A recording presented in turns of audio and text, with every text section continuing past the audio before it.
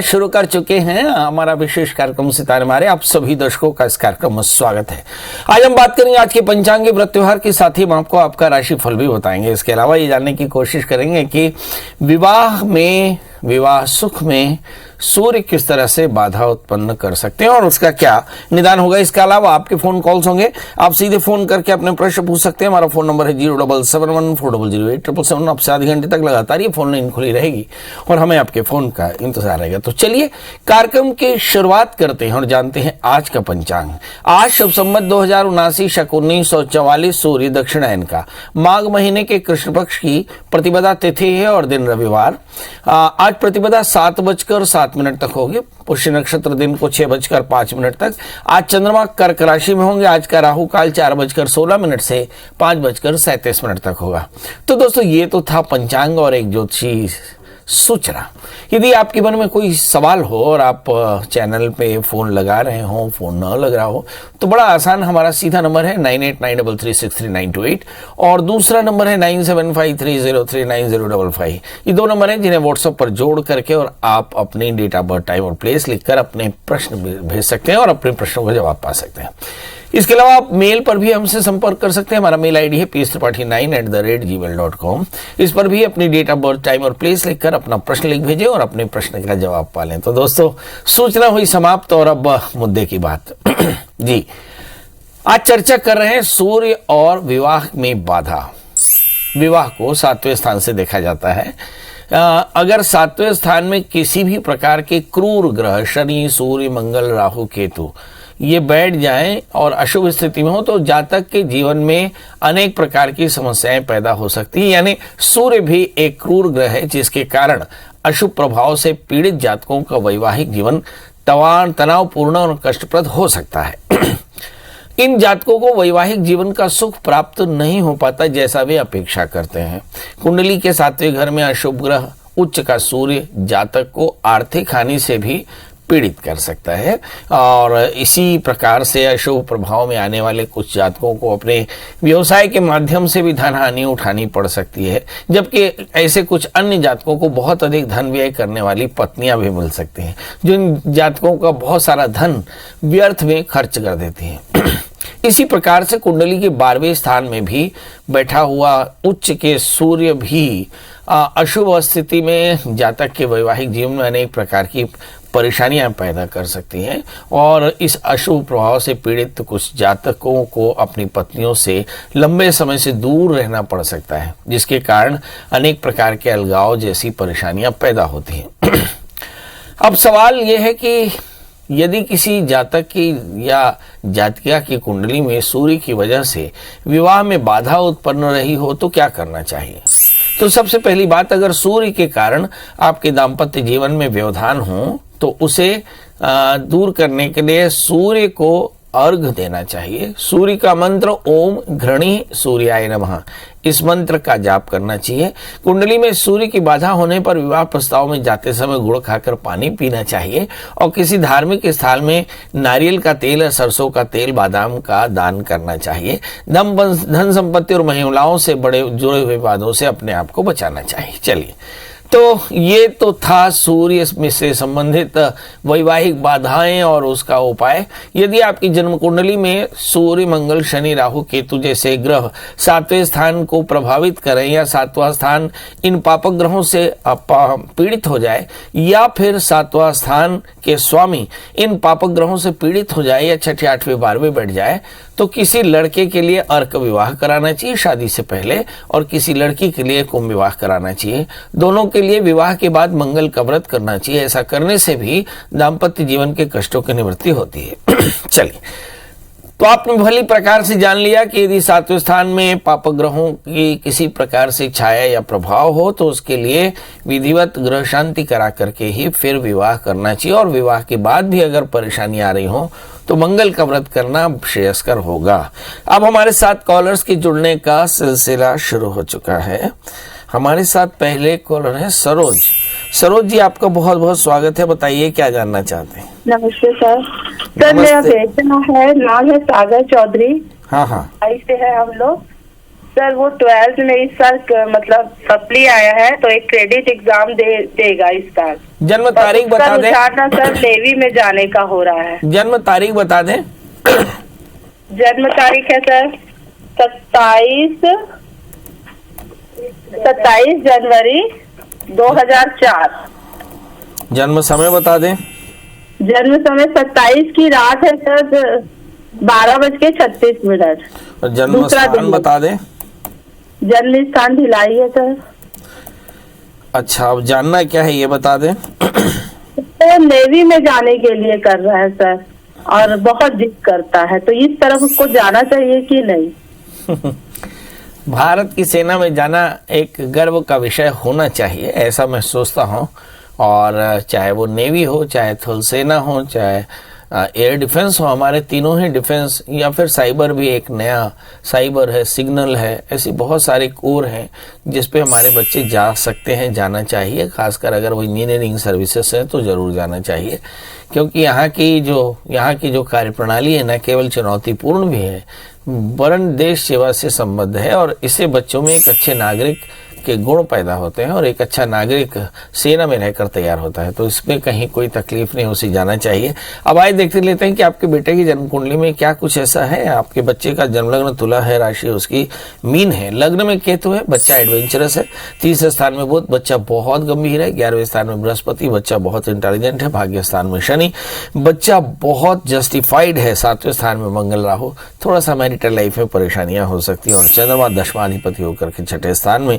तो मुझे ऐसा लगता है कि पेट की तकलीफ हो सकती है, और माता पिता की इच्छा शायद यहाँ जाने की ना हो। अब सवाल यह है कि क्या इसका ये निर्णय सही है या ये अपने निर्णय के अनुकूल प्रयास कर रहे हैं। मेरा जवाब है नहीं, क्योंकि इस समय राहु की अंतर्दशाएं चल रही है 2021 से 2024 तक लगातार। इसका प्रयास बहुत अच्छा नहीं है।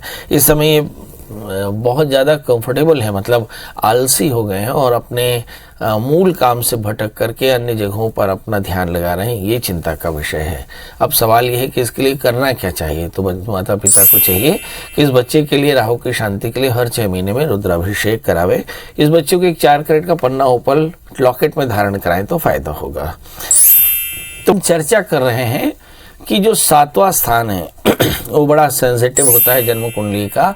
इस पर क्रूर ग्रहों की न छाया पड़नी चाहिए, न युति होनी चाहिए, न उपस्थिति होनी चाहिए। अगर इन स्थानों के स्वामी 6ठे 8वें 12वें बैठ जाते हैं तो दाम्पत्य जीवन में बहुत कलह होता है। खासकर जब सूर्य ऐसा हो, सूर्य 6ठे 8वें 12वें बैठ जाए, यदि सप्तमेश होकर के, या फिर सप्तमेश होकर के जो कोई ग्रह है सूर्य से आक्रांत हो जाए, तो ऐसी स्थिति में अलगाव की स्थिति होती है, खर्च बढ़ सकते हैं, रिश्ते खराब होते हैं और अनेक प्रकार की परेशानियां हो सकती हैं। इसके लिए करना चाहिए क्या? दो तरह के उपाय बताए। मेल के लिए शादी से पहले एक अर्क विवाह, और फीमेल्स के लिए कुंभ विवाह कराना चाहिए, और दोनों को मंगल का व्रत करना चाहिए, नित्य भगवान सूर्य को अर्घ्य देना चाहिए। मुझे तो ऐसा लगता है कि भगवान को सूर्य प्रत्येक व्यक्ति को देना चाहिए, छोटे बड़े सभी बच्चे बड़े बूढ़ों को देना चाहिए, क्योंकि कहते हैं भगवान सूर्य की उपासना से सभी प्रकार के कष्टों की निवृत्ति हो जाती है। चलिए, अब हमारे साथ राम कुमार जी जुड़ चुके हैं। राम कुमार जी, आपका बहुत बहुत स्वागत है। बताइए क्या जानना चाहते हैं। प्रणाम पंडित जी। राम कुमार जी, आपको मेरी आवाज मिल रही है? हाँ पंडित जी, प्रणाम पंडित जी। हाँ, प्रणाम। डेट ऑफ बर्थ बताएं। मेरा भाषा का है, इसका जन्म है 4/4/2002। वाह, बहुत सुंदर। और जन्म समय 10 दिन को। और जन्म स्थान चपरी जिला महासमुंद, चपरी जिला रायपुर छत्तीसगढ़। अच्छा, तो बताइए क्या जानना है इसको। इसको क्या है महाराज जी ना, इसका दिमाग कभी कभी क्रेक हो जाता है, तो खाना बनाने का एकदम गुमसुम बैठा रहता है। अरे दादा रे, तो फिर कैसे करते हो जब गुमसुम बैठा रहता है? तो फिर कैसे करते हो आप? क्या करोगे महाराज जी, उसको यही तो पूछा कैसे करना चाहिए इसके लिए। पढ़ाई लिखाई कितना कर डरा है जी? वो 10वीं पढ़ा है। 10वीं फेल है, पास है जी? तो फेल है, लगता है पास नहीं फेल है। अच्छा, पास नहीं हो पाया है, बहुत बढ़िया। और अभी इसके माता पिता क्या काम करते हैं? वो गांव में खेती बाड़ी करते हैं महाराज। बहुत बढ़िया। और ये लड़का कहाँ रहता है? लड़का ही रहता था जयपुर में, अभी गांव चला गया है। चलो, लड़का गुमसुम रहता है, इसके लिए परेशानी क्या है पहले तो ये बता दें पंडित जी, और उसके बाद ये बताएं कि इसका समाधान क्या होगा। हमने शायद कल ही एक एपिसोड दिया था, मन एव मनुष्याणाम कारणम बंध मोक्षयो। किसी भी जातक की जन्म कुंडली का जो तीसरा स्थान होता है वो मन का होता है। इस बच्चे के तीसरे स्थान का स्वामी और वो भी चंद्रमा होकर के 8वें स्थान में हो गया, इसलिए बच्चा गुमसुम रहता है। इसको हम लोग मूड स्विंग बोलते हैं, मतलब मूड अच्छा नहीं रहना। और ऐसा बच्चा आमतौर पे आक्रामक भी हो सकता है, थोड़ा सा सनकी हो सकता है। मतलब मूड स्विंग के लिए ऐसा लिखा जाता है कि ये सब महीने में 15 दिन बड़े खुश रहते हैं, 15 दिन बड़े नाराज रहते हैं, 15 दिन खूब सस्ते सस्ते हैं, 15 दिन नहाते धोते भी नहीं हैं, 15 दिन बहुत आक्रामक होते हैं, 15 दिन गुमसुम रहते हैं। ये एक मूड स्विंग की परेशानी है। अब ये मूड स्विंग चंद्रमा के कारण है। तृतीय चंद्रमा 8वें स्थान में बैठ गया, तो अब सवाल क्या है? तो वो शास्त्र लिखता है कि यत्र यत्र व्याधि चिकित्सा तत्र, कि जहां जहां बीमारियां हों वही उसका निदान होता है। तो चंद्रमा के कारण बीमारी पैदा हुई तो चंद्रमा की शांति से बीमारी दूर होगी। तो इसके लिए चंद्रमा के मंत्र का जप कराएं, विधिवत रुद्राभिषेक कराएं और इस बच्चे को एक 4 कैरेट का जामुनिया और ओपल पहनाएं, तो आप निश्चित तौर पर जानिए कि बच्चा काफी बेहतर होगा। पर एक प्रश्न आपको पूछना चाहिए कि क्या इनके घर में कोई बड़ा दोष है? हाँ, इस बच्चे के लग्न में शनि राहु है। पितृ दोषों के कारण इस तरह के संतति अवरोध आते हैं और अनेक प्रकार की विपत्तियां आती हैं। तो इनके घर में माता पिता और ये बच्चा सब बैठ करके श्रवण नक्षत्र में अज्ञात पितरों का श्राद्ध भी कराएं तो कल्याण होगा। प्रशांत प्रशांत जी, आपका बहुत बहुत स्वागत है। बताइए क्या जानना चाहते हैं? मेरा डेट ऑफ बर्थ 11/11/1984 है। 11/11/1984। हाँ, और मेरा जन्म टाइम है 6:40 मॉर्निंग का AM। और जन्म स्थान? जन्म स्थान मुंगेली, बिलासपुर, छत्तीसगढ़। मुंगेली, बिलासपुर, छत्तीसगढ़ है, तो 3 जगह बता दी आपने। बताइए क्या जानना चाहते हैं? मुंगेली मतलब छत्तीसगढ़ जिला है, छत्तीसगढ़ स्टेट है। हाँ, बताइए क्या जानना चाहते हैं?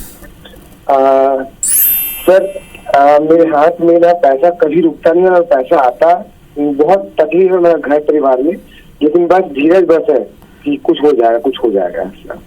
और पढ़ाई लिखाई क्या करते हैं सर? मेरा लोहे का काम है, वेल्डिंग वर्कशॉप है, दुकान हमारी खुद की है। और पापा जी एक्सपायर हो गए हैं।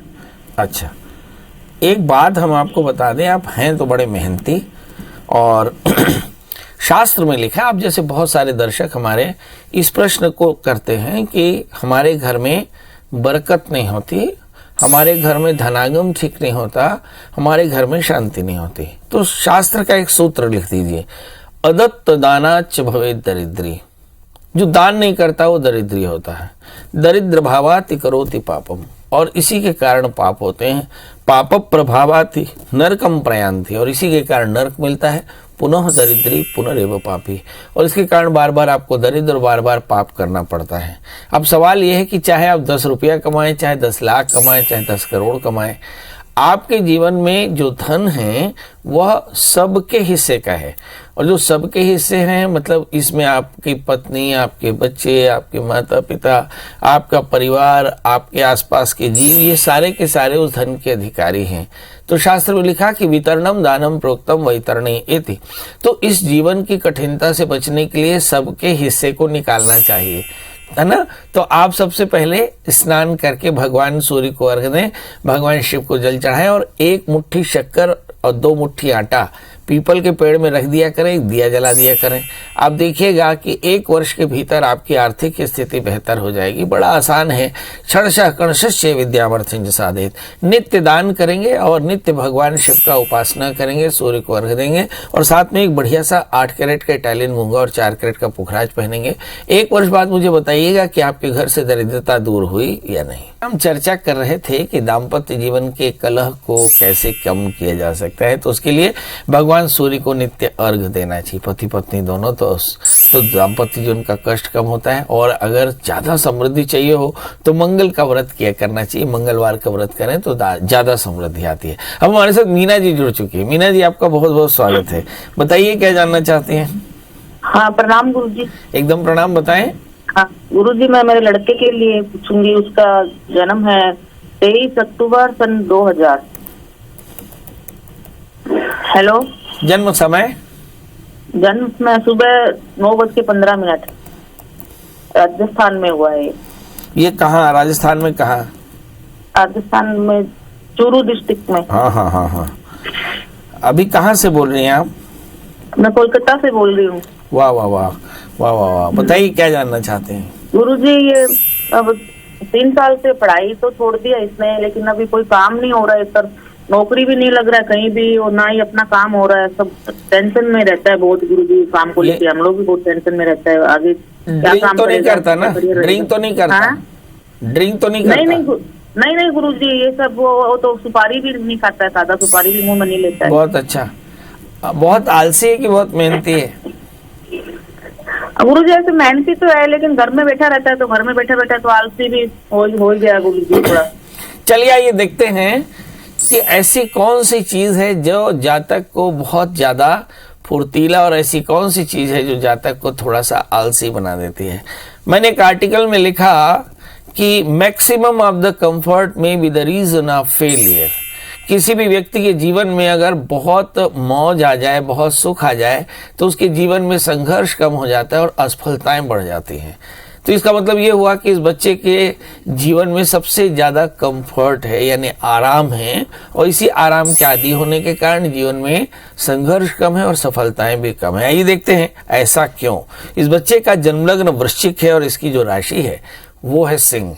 इसके दशम स्थान में मंगल चंद्रमा है, ये पूर्ण राजयोगी है। मगर प्रॉब्लम यह है कि इसके लग्न में शुक्र है, और जब कभी भी लग्न तीसरे 11वें स्थान में शुक्र हो तो जातक ज्यादा आराम तलब हो सकता है, और इसी आराम तलबी के कारण इसके जीवन में असफलताएं हैं। हमारे बोलते हिले रोटी बहाने मौत। यदि आप हिलेंगे नहीं तो रोटी मिलेगी नहीं, और मौत कोई ना कोई बहाना ढूंढ लेती है।